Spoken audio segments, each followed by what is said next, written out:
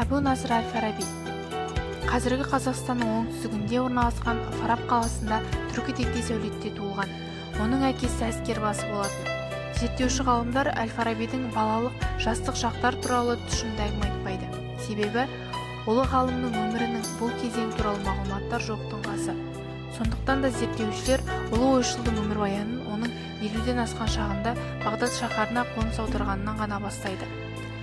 Оның ғылым жолындағы қызу ізденістер мен ұзақ сапарлары нақ осы кезден басталса керек. Әл-Фараби 70-ке тарта кітаптар мен зерттеу жұмыстарын жазып кетті. Оларда философия, астрономия, логика, геометрия, музыка сынды ғылым мен өнердің сан алуан түрінің мәселелері талқыланады. Алайда оның еңбектерінің көбі аумалы төкпелі заманда жоғалып кетті де бізге осынау мол мұраның аздаған бөлігі ғана жетті.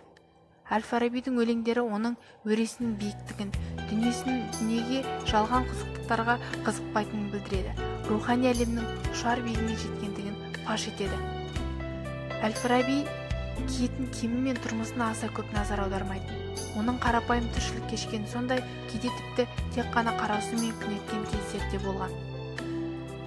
Расында әл-Фараби қазақ халқының ғана емес, жалпы мұсылман үмметіне, барша адамзатқа ортақ тұлға, ортақ мақтаныш. Ұлы ұстаз хижраның 80-ші жылында Дамаск шаһарында дүниеден озды. Әл-Фараби сынды ұлы ойшылдарымызды біз мақтан тұтамыз.